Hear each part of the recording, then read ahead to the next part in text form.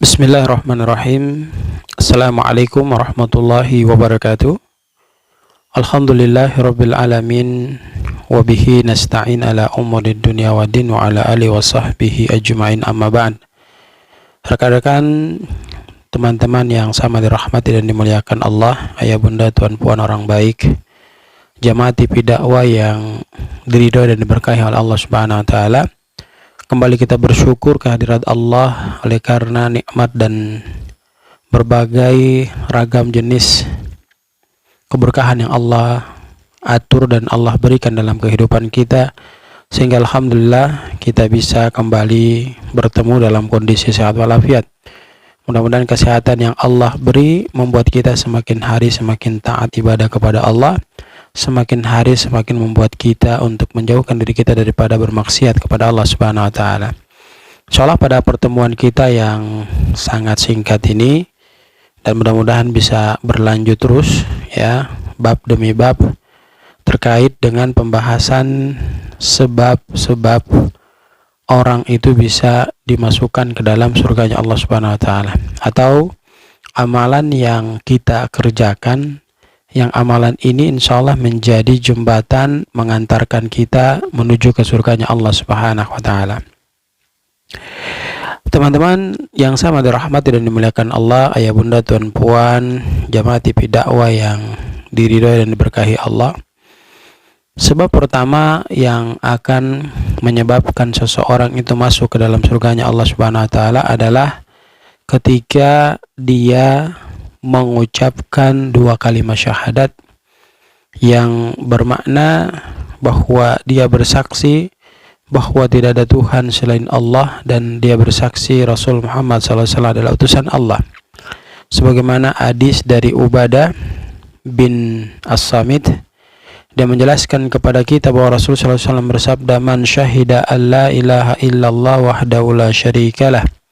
Barang siapa yang dia bersaksi bahwa tidak ada ilah selain Allah semata dan dia tidak melakukan kesekutuan kepada Allah, wa anna Muhammadan abduhu wa rasuluh, mengaku Rasul sallallahu alaihi wasallam Muhammad adalah hamba Allah dan Rasul sallallahu alaihi wasallam adalah utusan Allah, wa Isa abdullah wa rasuluh, mengaku juga Isa adalah hamba Allah dan juga Rasulnya Allah, wa kalimatuhu alqaha ila Maryam wa ruhun minhu, bahwa kalimat yang disampaikan Maryam dan ruh darinya.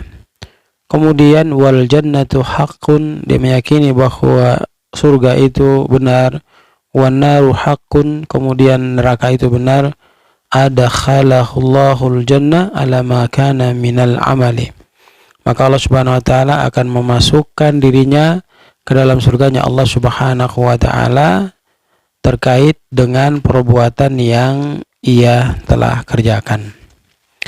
Ya, kemudian dari Abu Dzar menuturkan bahwa Nabi sallallahu alaihi wasallam bersabda, "Ma min abdin qala la ilaha illallah tsumma mata."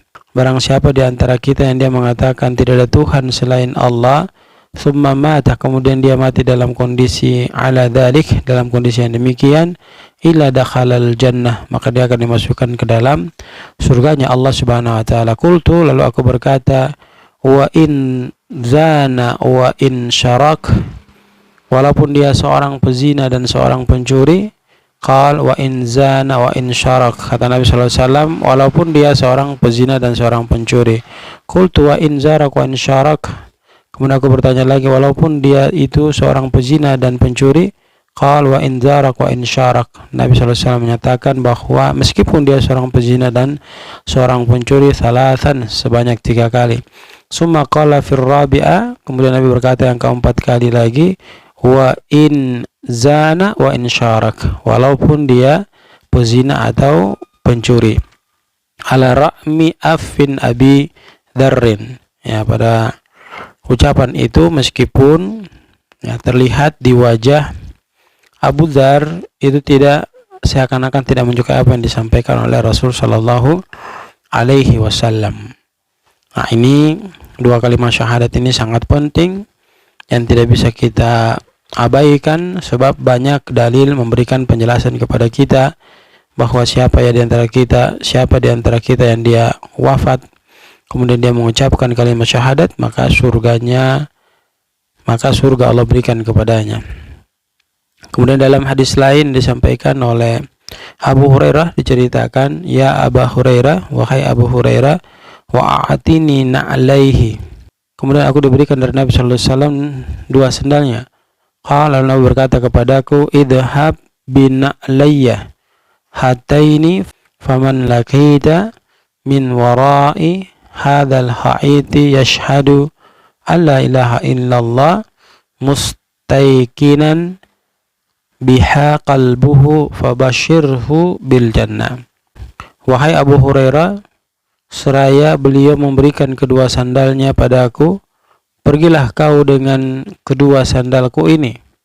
Barang siapa yang engkau temui di balik kebun ini yang bersaksi bahwa tidak ada ilah yang berhak disembah, diibadahi melainkan Allah Subhanahu wa taala dengan penuh keyakinan dari hatinya, maka berikanlah kabar gembira kepadanya bahwa ia akan masuk ke dalam surganya Allah Subhanahu wa taala.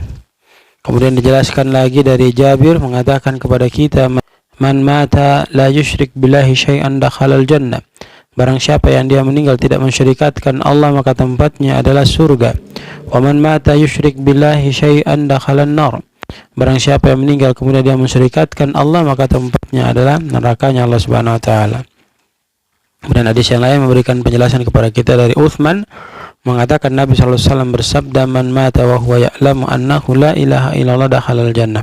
Barang siapa yang dia mati kemudian dia mengetahui bahwa sesungguhnya tidak ada Tuhan selain Allah, maka tempatnya adalah surganya Allah Subhanahu wa taala. Ini poin pertama ya, terkait sebab-sebab masuknya seseorang ke dalam surganya Allah Subhanahu wa taala. Insyaallah kita akan kaji lagi amalan-amalan berikut yang menjadi penyebab mendorong seseorang masuk ke dalam surganya Allah Subhanahu wa taala. Demikian, jazakumullah khairan, barakallahu fikum, subhanakallahumma bihamdika nasyhadu an la ilaha illa anta nastaghfiruka wa natubu ilaik, billahi taufiq wal hidayah. Assalamualaikum warahmatullahi wabarakatuh.